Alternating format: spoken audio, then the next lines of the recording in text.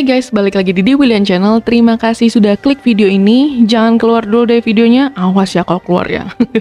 Ditonton sampai habis dulu dan kemudian di-share ke teman-temannya. Oke. Untuk teman-teman yang kemarin tanggal 1 Februari ngerayain Imlek, selamat Hari Raya Imlek ya teman-teman. Kongsi Fachai, Sinian Kuai Le.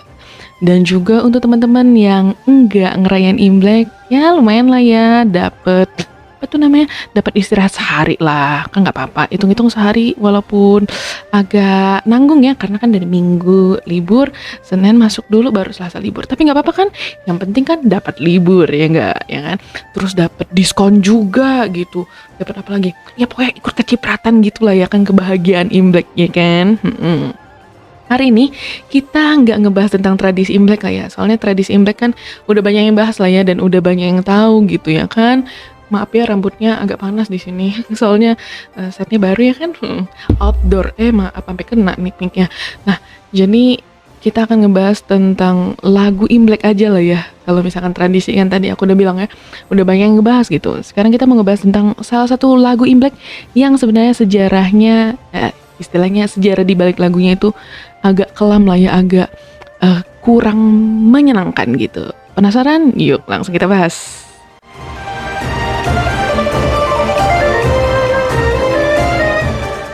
Beberapa lagu ya memang dianggap sebagai penanda kalau misalkan kita sudah memasuki tahun yang baru. Contohnya nih, di Times Square ada Auld Lang Syne atau Auld Lang Syne. Aku nggak tahu cara bacanya, mohon maaf ya.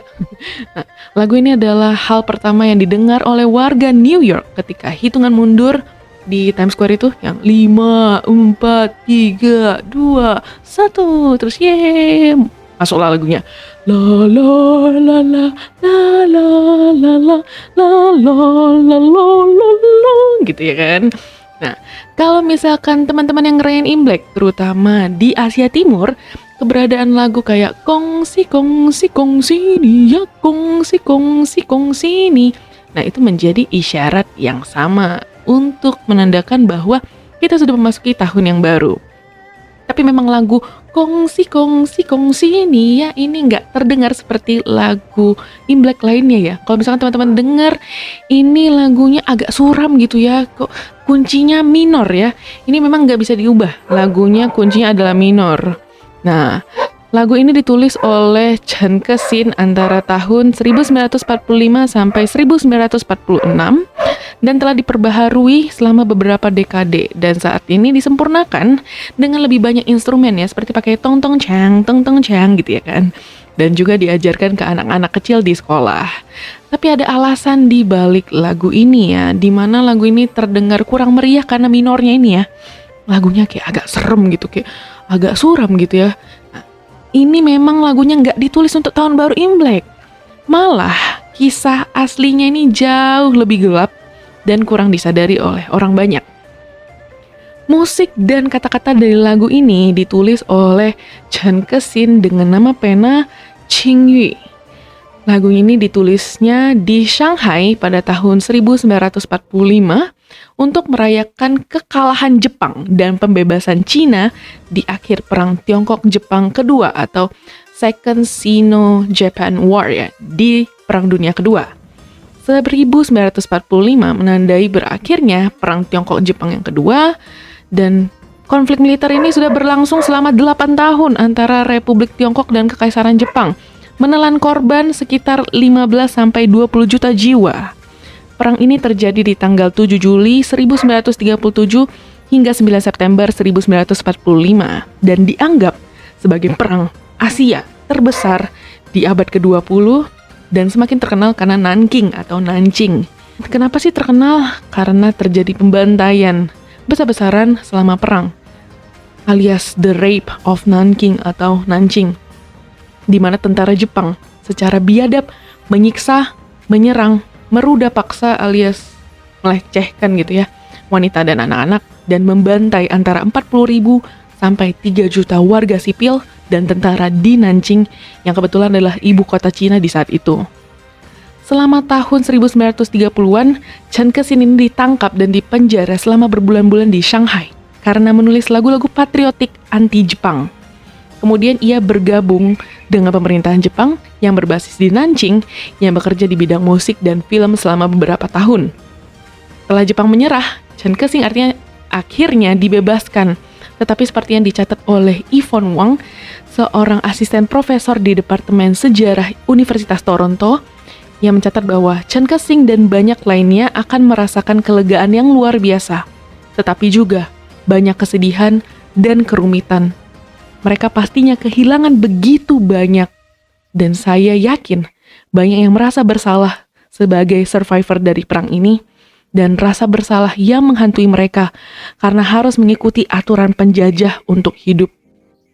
Akhirnya semua emosi ini disalurkan dan menjadi lagu kongsi-kongsi yang kita dengar sekarang ya, yang dalam bahasa Inggris diterjemahkan menjadi Congratulations, Congratulations. Kunci minornya ini mungkin merupakan cerminan dari lingkungan Chen Kexing yang suram ya, tepatnya karena ya perang gitu ya kan, dan menunjukkan perasaan melankolisnya yang mencerminkan kemenangan dan keberlangsungan hidup Cina yang pahit, yang bittersweet setelah kekejaman perang. Atau bisa juga karena dipengaruhi oleh kunci minor yang mendayu-dayu dari musik pop Jepang awal abad tahun ke-20. Awal abad ke-20 gitu. Baris terakhir dari lagu ini meniru ketukan khas gendang Tiongkok. Nah, rekaman awal yang populer dari lagu ini adalah dinyanyikan oleh seorang penyanyi wanita Tiongkok bernama Yao Li dan saudara laki-lakinya bernama Yao Min. Ini bisa dicari di YouTube ya, ada. Dan aku pas dengernya benar-benar berasa banget suramnya. Karena waktu versi pertama, lagunya ini benar-benar sangat-sangat sederhana ya. Jadi ya minim instrumen, terus yang nyanyi cuma 2 orang, gak ada seru-serunya, gak ada yang kelihatan kayak wah gitu, kayak oh ini kita lagi ngerayain Imlek atau apa gitu. Pokoknya suram banget lah lagunya. Coba didengerin aja ya. Lirik lagu ini juga to the point banget ya. Kalau misalkan diterjemahkan jadi di setiap jalan dan di setiap jalur, di bibir semua orang, setiap kali orang bertemu, hal pertama yang mereka katakan adalah selamat. Dan di bagian lain, Chen Kexing juga menulis tentang musim semi yang akan datang, di mana mereka bisa melihat bunga plum yang bertunas, yang mengekspresikan optimisme, tapi belum menikmati kabar baik yang sebenarnya. Karena waktu itu Shanghai dan seluruh negeri Cina hancur, luluh lantak karena bertahun-tahun perang dan penjajahan yang gak berkesudahan. Dan setelah jajahan ini terlepas gitu ya, dan setelah Jepang selesai menjajah, inflasi muncul, inflasi tidak terkendali, dan memperburuk keadaan semua orang yang telah hidup selama perang. Jadi memang harapan untuk kebahagiaan ada di sana, tapi ya memang kegembiraannya ini disimpan ya. Harapannya ini lebih hati-hati gitu diungkapkan, karena waduh gue belum tahu apakah benar gue bakal bahagia atau enggak ya, semacam seperti itu ya gitu. Jadi gimana sih ceritanya, kok bisa sih kongsi-kongsi jadi lagu yang terkait dengan Tahun Baru Imlek? Bagian ini gak jelas memang. Dan orang-orang punya teori sendiri. Mereka punya tebakan sendiri kenapa lagu ini jadi terkenal di Tahun Baru Imlek. Ada satu teori yang menyatakan bahwa lagu ini mendapatkan popularitas di awal tahun 80-an. Karena ternyata lagu ini dipakai di dalam acara televisi spesial gala Tahun Baru di CCTV alias Central China Television atau Chinese Central Television, ya semacam itulah, intinya CCTV, bukan CCTV yang ini ya, bukan CCTV yang buat ngintai orang gitu, ya sembarangan ya. Nah, katanya sih memang kan acara TV ini selalu ditonton oleh orang Cina di malam Tahun Baru Imlek ya, alias Hachapme, alias Chusi, benar ya? Ya Chusi, nah di saat itu gitu ya kan. Nah, dan di acara ini kemungkinan lagunya diputar, jadinya terbawa lah ya budayanya gitu. Karena memang acara ini paling banyak ditonton. Tapi memang alasan yang paling utama kenapa orang tertarik pada lagu ini adalah liriknya optimis. Wah, mataharinya hilang. Liriknya optimis yang secara langsung sejalan dengan salam positif dan penuh semangat, penuh harapan yang digunakan selama Tahun Baru Imlek. Terjemahan bahasa Inggris dari lagu ini ya juga mengubah selamat menjadi harapan baik, karena Kong Si Fa Cai itu sebenarnya artinya bukan selamat tahun baru, bukan ya. Kalau selamat tahun baru itu sih Nian Kuai Le. Kalau Kong Si Fa Cai itu artinya wish you prosperity and happiness lah, semacam itu gitu ya kan.